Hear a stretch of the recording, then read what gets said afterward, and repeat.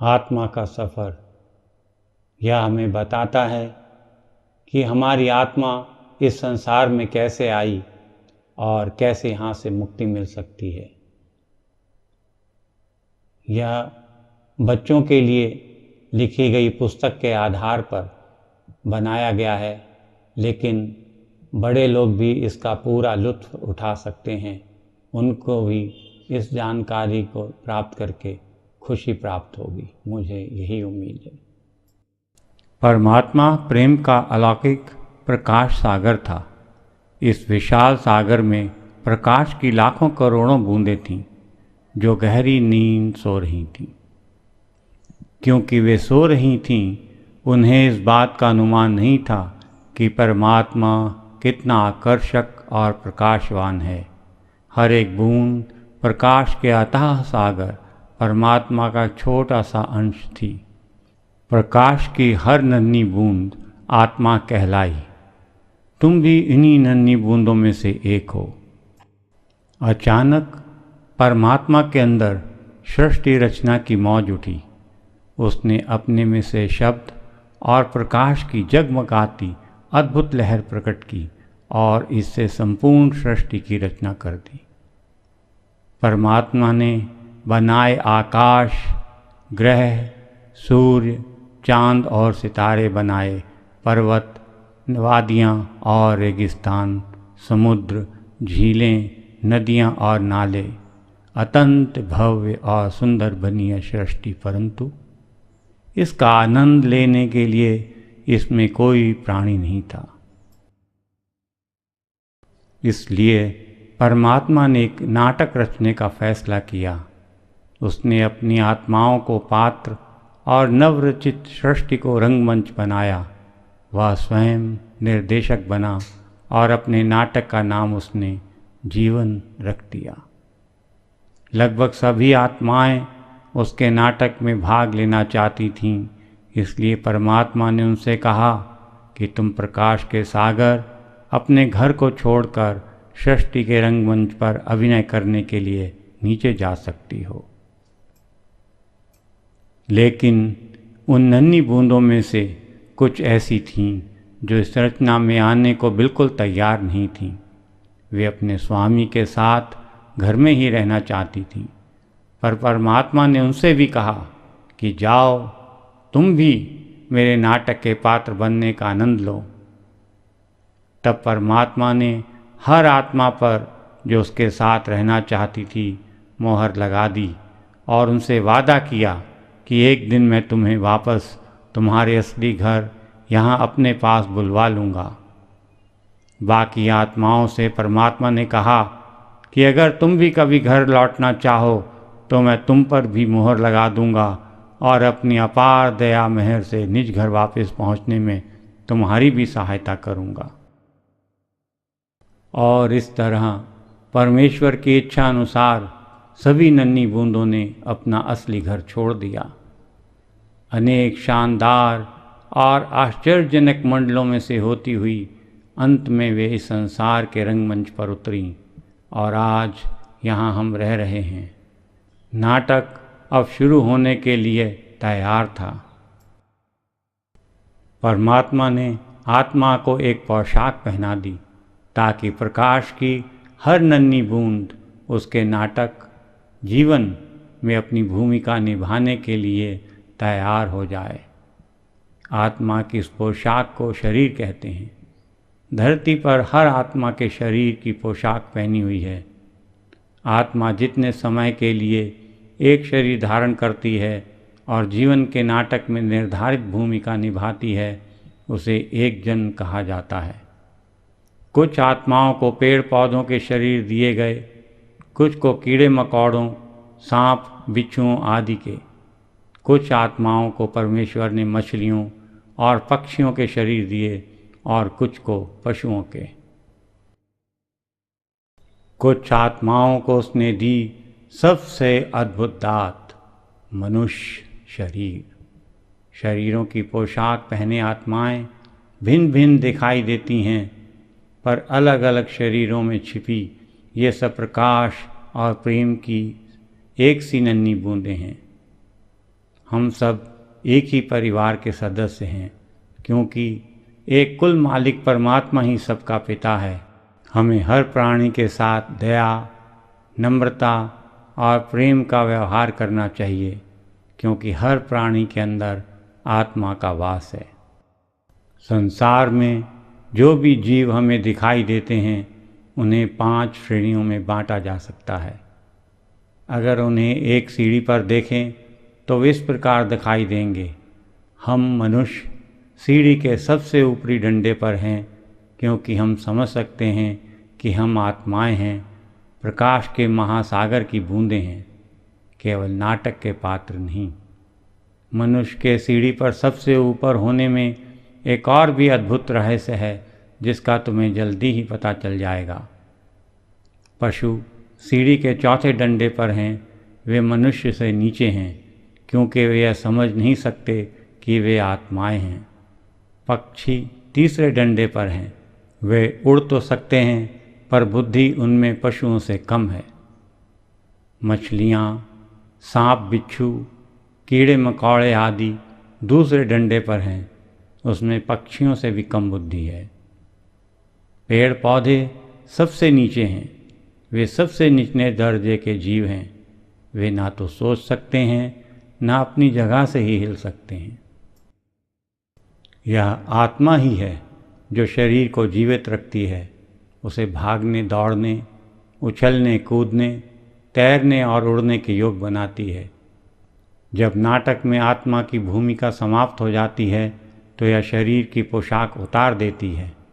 तब शरीर की मृत्यु हो जाती है, वह निर्जीव हो जाता है, ना सांस ले सकता है, ना हिलडुल सकता है। पर आत्मा कभी नहीं मरती। तुम्हारी आत्मा परमात्मा की एक प्रकाशमय बूंद है, इसलिए वास्तव में तुम सदा जीवित रहते हो। क्या तुम जानते हो कि जब आत्मा शरीर की पोशाक उतार देती है तब वह कहाँ जाती है? वह नए शरीर में एक नई जिंदगी शुरू करती है। उसे सृष्टि के रंगमंच पर एक अन्य भूमिका दे दी जाती है और एक नई पोशाक पहना दी जाती है। इसी को जन्म कहते हैं। आत्मा किसी भी प्राणी के रूप में जन्म ले सकती है।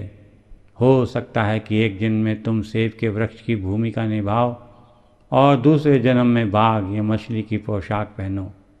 यह भी हो सकता है कि तुम एक हिंदुस्तानी लड़के या एक अमेरिकन लड़की की भूमिका निभाओ। परमेश्वर यह देखकर प्रसन्न होता है कि हर आत्मा जीवन के नाटक में उसकी दी हुई भूमिका को खुशी खुशी स्वीकार करती है। जीवन एक नाटक, एक विशाल चक्र जैसा है। अभिनय कर रही आत्माएं इस चक्र में घूमती रहती हैं, एक शरीर से दूसरे शरीर में चली जाती हैं, एक पोशाक उतार कर दूसरी पहन लेती हैं।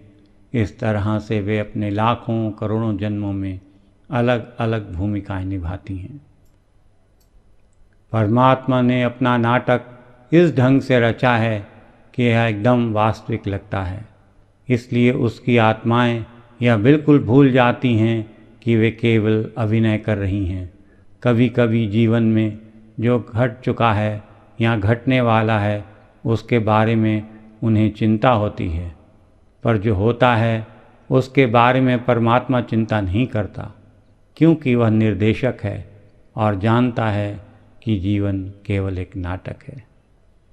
परमात्मा अपनी आत्माओं को सुंदर ढंग से नाटक खेलते देख खुश होता है, इसलिए उसके खेल का आनंद लो।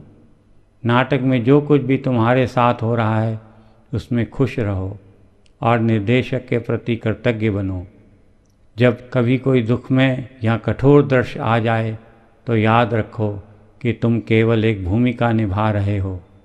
वास्तव में तुम आत्मा हो, परमात्मा के ही प्रकाश की एक निर्मल बूंद।